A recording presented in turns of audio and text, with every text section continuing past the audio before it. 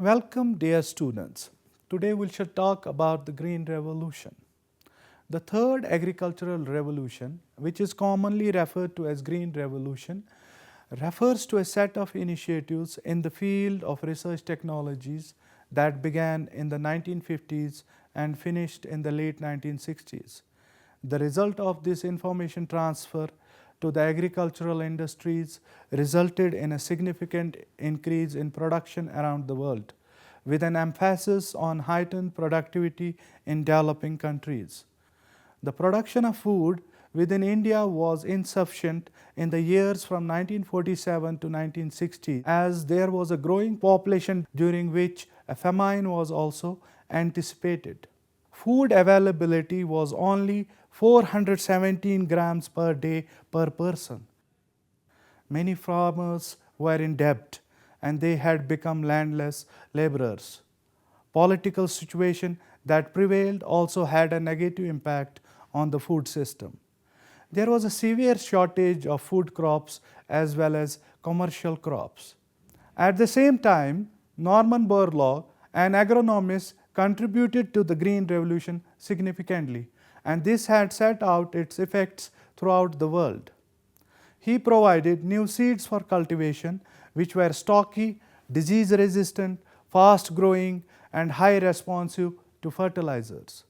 In India, the Green Revolution was launched under the guidance of geneticist Dr. M.S. Swaminathan. It started around 1960s and helped in increasing food production in the country. The Green Revolution's primary aim was to introduce high-yielding varieties of cereals to alleviate poverty and malnutrition. Not to deny, the Green Revolution was capable of mitigating hunger and malnutrition in the short term as well. The Green Revolution led to high productivity of crops through adapted measures such as increased area under farming, double cropping, adoption of high-yielding varieties of seeds, highly increased use of inorganic fertilizers and pesticides, improved irrigation facilities, and improved farm implements and crop protection measures and modifications in farm equipment. There was a high investment in crop research, infrastructure, market development, and appropriate policy support. Efforts were made to improve the genetic components of traditional crops. This included selection for high yield potential, wide adaptation to diverse environments, short growth duration, superior grain quality, resistance to biotic stress, insects and pests, and resistance to abiotic stress including drought and flooding. After the Green Revolution, the production of cereal crops tripled with only a 30% increase in the land area cultivated. This came true all over the world, with a few exceptions. In addition, there were significant impacts on poverty reduction and lower food prices. These efforts benefited all consumers in the world, particularly the poor. There were further improved returns to the crop improvement research. It also prevented the conversion of thousands of hectares of land for agriculture. The Green Revolution helped India move from a state of importing grains, that is, ship to mouth system, to a state of self-sufficiency. There are undoubtedly positive effects on the overall food security in India. Correspondingly, useful and elaborate evidence in support of the positive impacts of the Green Revolution is available. The dire predictions of a Malthusian famine were belied, and much of the developing world was able to overcome its chronic food deficits. Large public investment in crop genetic improvement built on the scientific advances already made in the developed world for the major staple crops like wheat, rice, and maize. These advances were then adapted to the conditions of developing countries. The GR strategy for food crop productivity growth was explicitly based on the premise that, given appropriate institutional mechanisms, technology spillovers across political and agroclimatic boundaries could be captured. The central part of the GR strategy was to set up international public goods institutions with the necessary institutional capacity, particularly in plant breeding. The Consultative Group on International Agricultural Research was established based on the early successes with wheat at the International Maize and Wheat Improvement Center in Mexico and rice at the International Rice Research Institute in Philippines. It was set up to generate technological spillovers for countries that underinvested in agricultural research. CGIAR generated knowledge, invention, and products such as breeding lines. They were made publicly available. The national public and private sectors responded with investment for technology adaptation, dissemination, and delivery. Now let us talk about first GR, diffusion and impact of crop genetic improvements. The positive impacts on poverty reduction and lower food prices were driven in large part by crop germplasm improvements in CGIAR centers transferred to national agricultural programs for adaptation and dissemination. The productivity gains and crop germplasm improvement alone are estimated to have an average 1% per annum for wheat, 0.8% for rice, 0.7% for maize, and 0.5 and 0.6% for sorghum and millets respectively. Adoption rates of modern varieties in developing countries increased rapidly, reaching up to 63% of cropland by 1998. In Asian countries, the percentage of area planted to modern varieties was 82% by 1998, whereas improved varieties covered only 27% of total area planted in Africa. The first CIMMYT maize program focused on Africa only began in the late 1980s. Although it lagged behind in the GR period, Africa had witnessed positive growth in the post-GR period. Adoption of improved varieties across sub-Saharan Africa reached 70% for wheat, 45% for maize, 26% for rice, and 19% for cassava, and 15% for sorghum, respectively, by 2005. Now, the impact on productivity and food prices. There was a rapid increase in agricultural output resulting from the Green Revolution. It came from an impressive increase in yield per hectare. Between 1960s and 2000, yields for all developing countries rose 208% for wheat, 109% for rice, 157% for maize, 78% for potatoes, and 36% for cassava. Developing countries in Southeast Asia and India were the first countries to show the impact of the Green Revolution varieties on rice yields. Similar yield trends were observed for wheat and maize in Asia. Analysis of agricultural total factor productivity, that is TFP, finds similar trends to the partial productivity trends captured by the yield per hectare.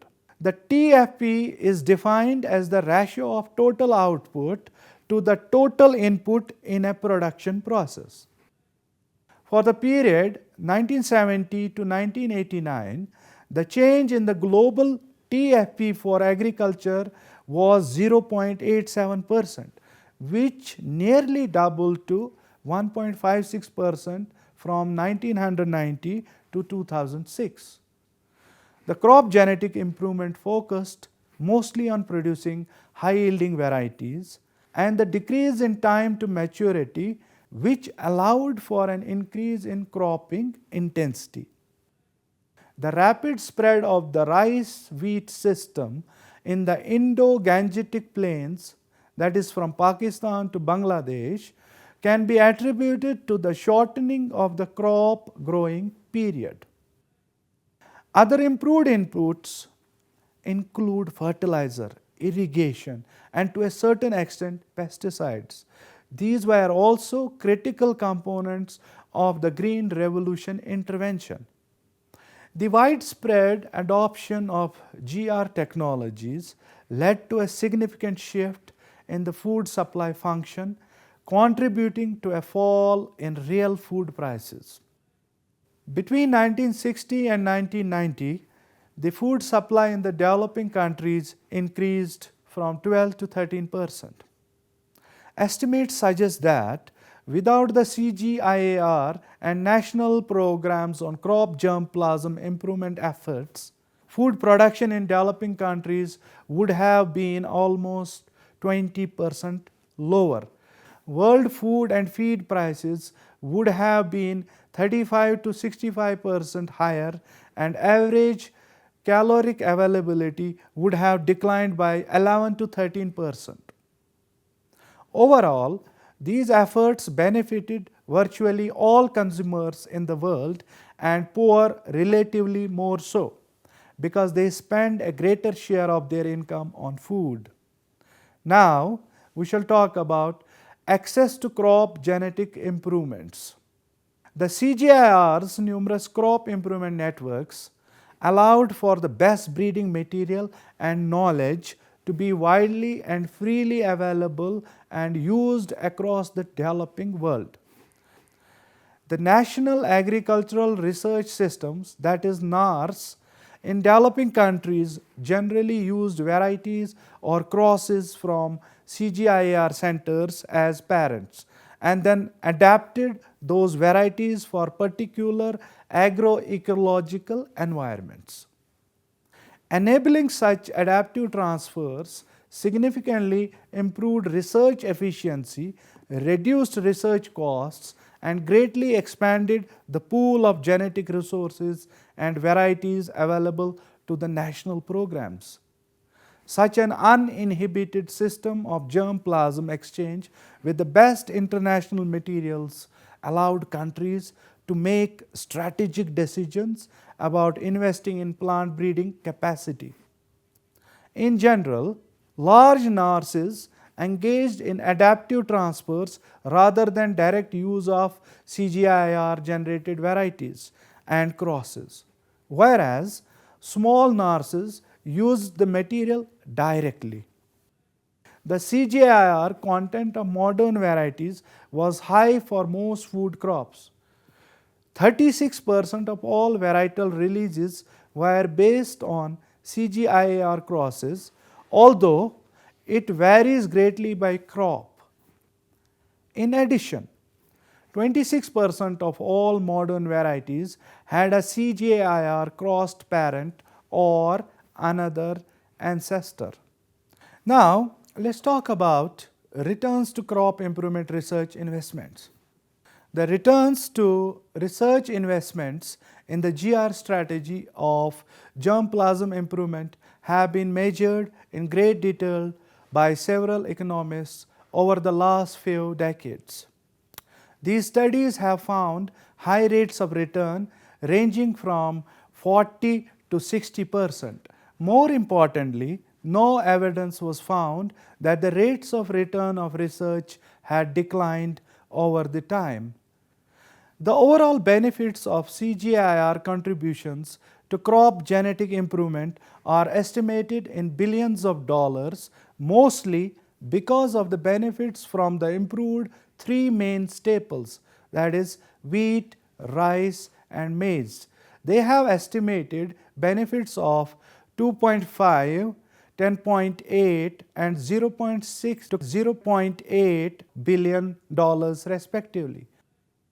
No studies have found evidence of significant decline in rates of returns of agricultural research in the post-GR period. A recent estimate of the total benefits of resistance to all types of wheat rust was estimated to generate between $600 million and $2 billion per year. The spread of crop genetic improvement for marginal production environments and orphan crops add to the continued high returns that have been observed in the post-GR period. In Africa, for instance, the internal rates of return of CGIR investments from 2000 to 2020 in the dual-purpose cowpea have been estimated between 50 to 103%. Now, let us talk about limitations of GR-led growth strategies. The GR contributed to widespread poverty reduction, averted hunger for millions of people, and avoided the conversion of thousands of hectares of land into agricultural cultivation. At the same time, the GR also spurred its share of unintended negative consequences, often not because of the technology itself, but rather because of the policies that were used to promote rapid intensification of agricultural systems and increase food supplies. The GR was not always the panacea for solving the myriad of poverty, food security, and nutritional problems facing poor societies. Poverty and food insecurities persisted despite the GR success. There is a large econometric literature that uses cross-country or time series data to estimate the relationship between agricultural productivity growth and poverty. These studies generally find high poverty reduction elasticities for agricultural productivity growth. In Asia, it has been estimated that each 1% increase in crop productivity reduces the number of poor by 0.48%. In India, it is estimated that a 1% increase in agricultural value added per hectare leads to 0.4% reduction in poverty in short run and 1.9% reduction in long run. The latter arises through the indirect effects of lower food prices and higher wages. Because the GR strategy was based on intensification of favorable areas, its contribution to poverty reduction was relatively lower in the marginal production environments. In South Asia, the poorest areas that relied on rain-fed agriculture were the slowest to benefit from the GR. This contributed to widening inter-regional disparities, and incidence of poverty still remains high. Technologies often bypass the poor for a number of reasons. Among these reasons were inequitable land distribution with insecure ownership and tenancy rights, poorly developed credit input and output markets. The policies such as the subsidies for mechanization of the crop, scale bias in research and extension, and slow growth in the non-farm economy were not able to absorb the rising numbers of rural, unemployed or underused people. Migration from less favored rural areas has been cited as a strategy for poverty reduction. However, when migration out of rural areas occurs faster than the growth in employment opportunities, only a transfer of poverty results rather than true poverty reduction associated with agricultural transformation.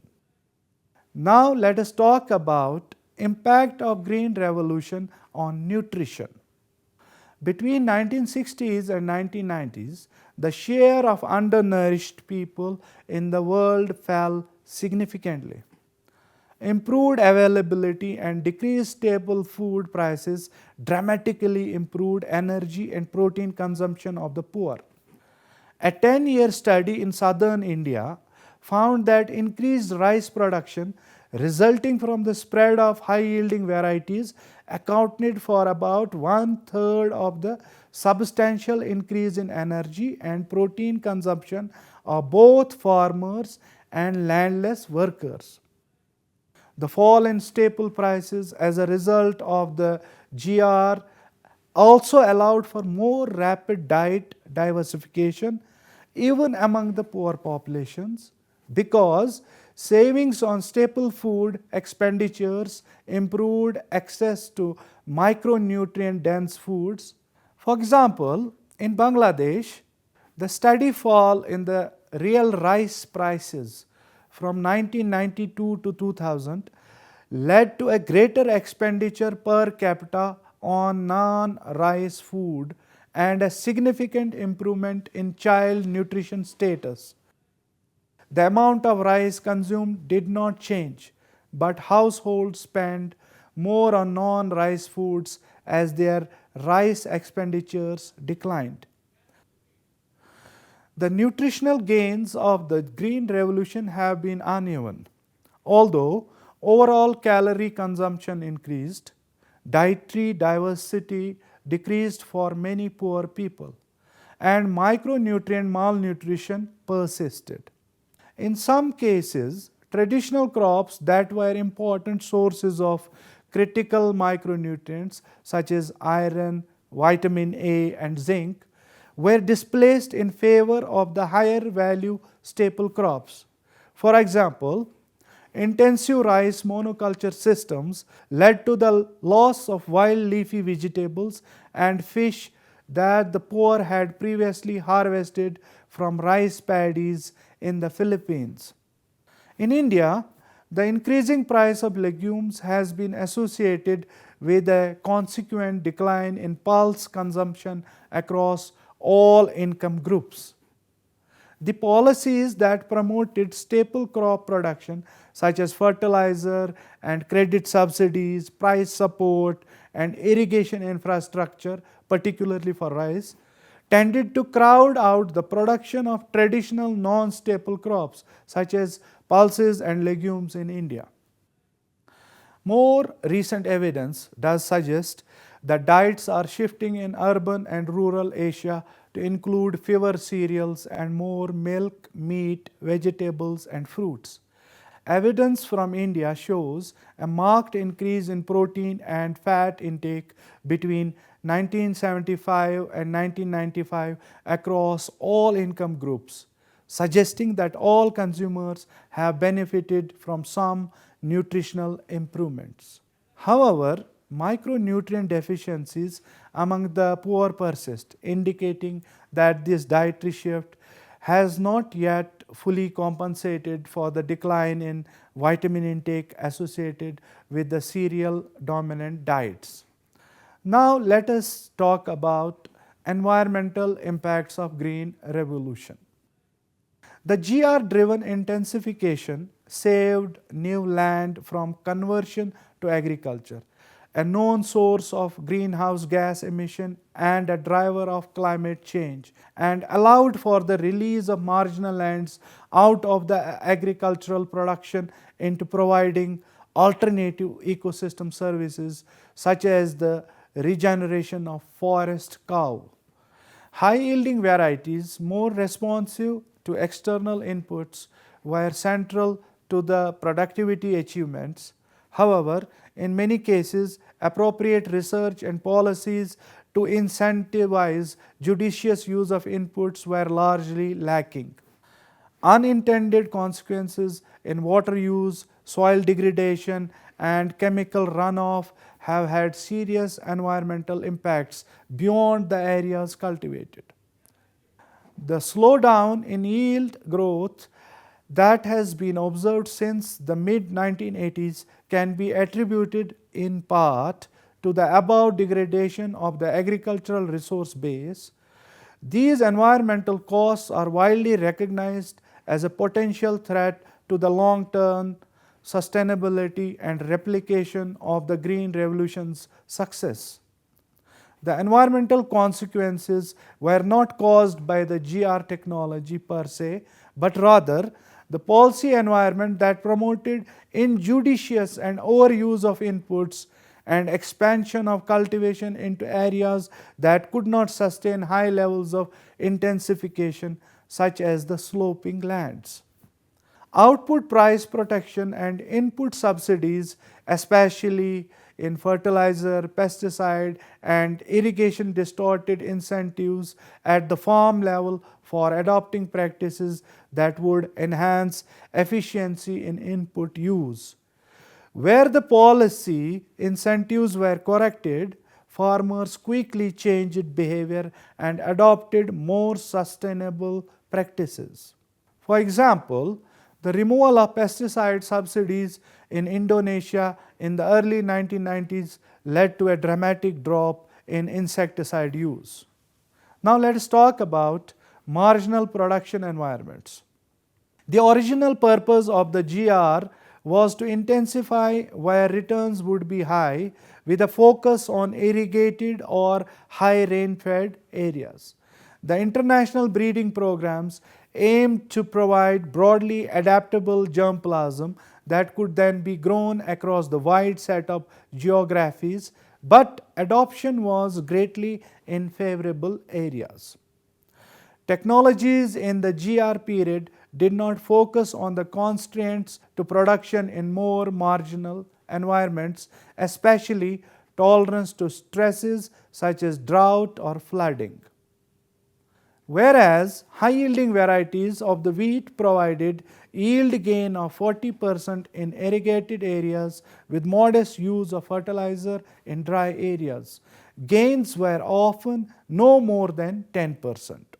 Almost full adoption of wheat and rice high-yielding varieties had been achieved in the irrigated environments by the mid-1980s, but very low adoption in environments with scarce rainfall or poor water control had been achieved. In India, specifically, adoption was strongly correlated with water supply.